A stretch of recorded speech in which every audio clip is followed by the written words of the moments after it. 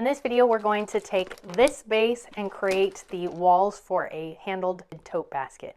My name is Brittany Stanton. I'm a basket weaver and fiber artist, and I run the brand Textile Indie, where we sell basket weaving kits. You can find this kit in the description below. I have that linked, as well as lots of other basket weaving tutorials and kits for you to try. Now let's dive into weaving the walls of this basket. To start weaving the walls of your basket, you want to make sure your entire base is damp, especially if you're coming back to it after a break. So go ahead and spray it all down so that everything's nice and damp. Now you're going to fold up one side so that your base is up against you, and I like to press these down to just kind of train them to stand upright, and then fold this over a little bit like this. Now we're going to start weaving on the long side, and I'm weaving this first row in 1/2 inch wide flat reed. So get a piece of 1/2 inch wet. I'm just going to pull a piece out of my bundle and weave until I run out of that piece of reed. Reed does have a right and a wrong side, so if you feel the reed, you can feel a rough side and a smooth side. You want the rough side against the basket or to the inside of the basket, and the smoother side to be on the outside of the basket. To get this started, we're going to weave opposite of that last stake that we wove in the base. So start on top. If you count in 5, 1, 2, 3, 4, 5, we're going to start this on top here. So I'm going to go under this next stake and on top of this stake. This end sits right on top to the outside, and then clamp that in place so that it doesn't move on you. Now I'm going to weave over, there's where I started, under, over, under, over, under, and this is plain weave. We're going to weave this all the way across this wall, and I'm trying to get it somewhat snug into that base. When you get to a corner, you can create a crease in your weaver by folding around that edge. Flip this around, and because the ends are long and unwieldy, I'm going to lay this flat on the table and continue to weave, making sure to keep that pattern. So where I was, I'm under here, I'm going to go over, under, and over, under, over, under, and I'm referencing the side of the basket that I'm looking at. Then I can come in, tighten up that corner a little bit, and throw a clamp in on this wall to make sure that this stays in place. The reed does like to shift up or bubble out, and it can be hard to see how much you need and how tight you're working. So having that clamp per wall as you're weaving around, you'll have a total of 4 clamps working in place, will help you to hold the reed where it needs to be. Now I'm going to flip around this corner. Now on this side, we're going to be doing the same thing as that last stake, and that is okay for this row. So go ahead and weave as the pattern dictates, over, under, using the corner as your guide. So turn around the corner, I'm over here, I'm going to go under, over, under. I'm going to throw in another clamp on this wall to hold it in place, like so, and then continue to weave around. And then we'll turn to this last side where we're going to go and meet our starting end. Go behind, and now we're going to do a 4 stake overlap. So we're going to cover up this end, go behind the second one, over the third, and then cut to the far edge of that 4th piece. So right here we're going to cut like this. Make sure to cut enough length that then you can tuck this in underneath, like so. And then put your clamp there to hold that in place so it doesn't move on you. And now that is your first row.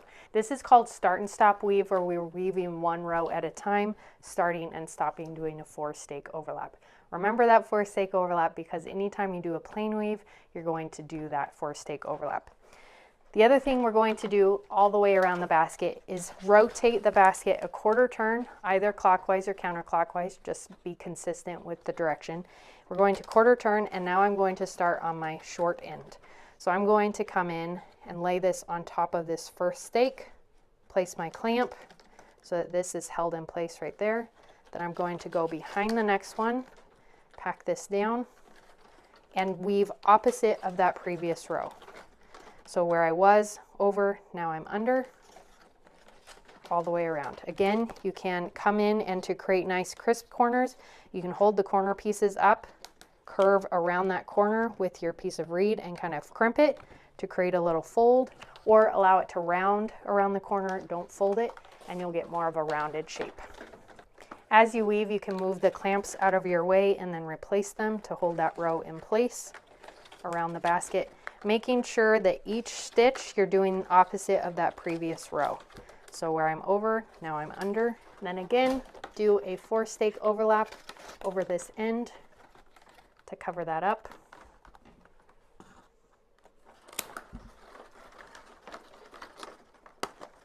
Clamp that in place so that your pieces don't slip. And you can see your stakes are somewhat starting to pull upright. They might splay out flat because you do have long stakes. So continue weaving and you'll see the stakes start to form upright in your basket form. Right now, the key is to create your crimped corners so that you have just enough reed within the walls to start to pull the stakes upright, not too much that it bubbles out. Make sure to do a 4-stake overlap when you come around, and quarter turn your basket each time you start a row. This will evenly space out your rows so that the bulk of that 4-stake overlap, that 2-piece overlapping each other, doesn't weigh down just one side. It's evenly spaced around the basket. The other thing to remember is to get your reed damp as you're working. So go ahead and get it damp. And if you're using pieces where you have enough length to get part of a row, this piece isn't short enough to waste. So I'm going to weave part of a row and splice a new piece in with this one. With 5 rows in place, you'll start to see the stakes holding up. You'll begin to see the shape of your basket. Here, the rectangular shape is forming. I've been creating creases in my corners and making sure that these corner pieces stand upright next to each other so that I get a nice straight wall. On the outside, I'm coming in and packing my rows nice and snug, as well as making sure that these stakes are staying upright or standing upright by pulling them up as I go so that they're perpendicular to my weavers or what I've just woven. The next section of this basket is going to be twining. We're going to build the walls with twining as a motif. So grab 2 lengths of round reed, and these don't have to be super long and they don't have to be the same length. We're just going to start with some pieces. You can always add more as you go. We're going to work this in continuous weave, where we weave around the basket kind of in a spiral as we twine. So anytime you run out, you'll be able to join right away, and I'll show you how to do that. To get started with twining, you're going to have rotated your basket the quarter turn so that you're on the correct side.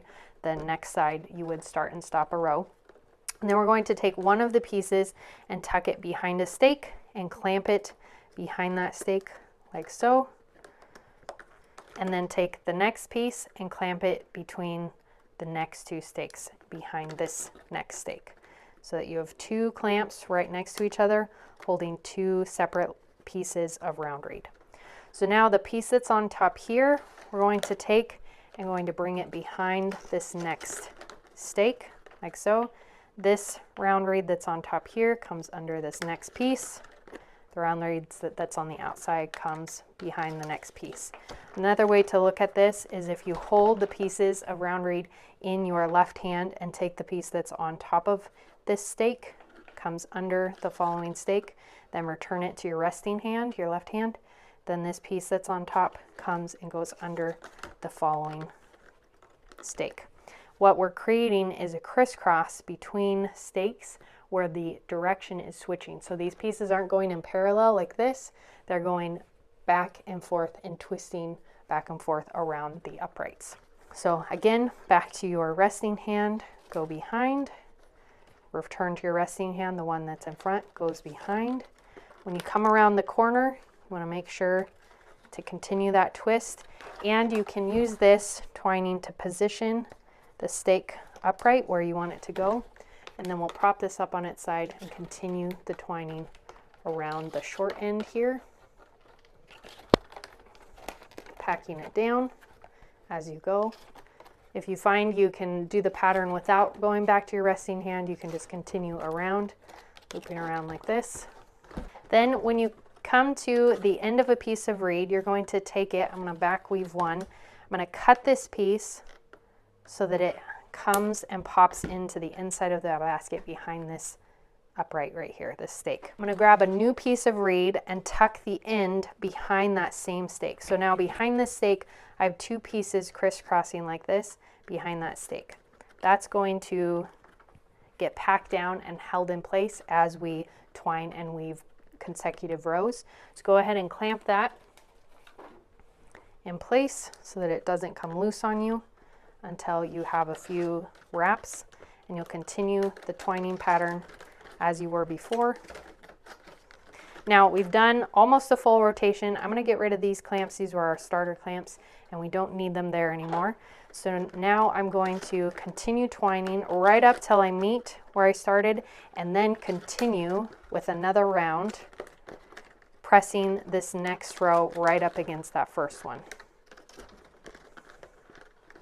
So this is row 2, and you can tell because there's 2 pieces of round reed on our uprights. I'm going to do one more rotation, so there's 3 strands of round reed over each upright.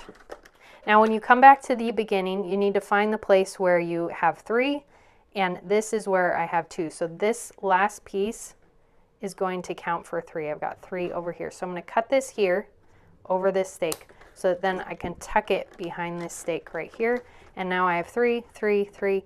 This guy that's sticking out, I can cut this one right here. This will tuck behind there. So now all the way across, I have 3 strands of the round reed. And that is twining around a basket to create a slightly different pattern or texture in your weaving. Now that we've covered plain weave and twining, go ahead and continue weaving the walls of your basket. You'll want to stop when you have 2 inches at the top of your stakes, and then we'll finish that off, the top and the rim, in the next video in the series. So stop there.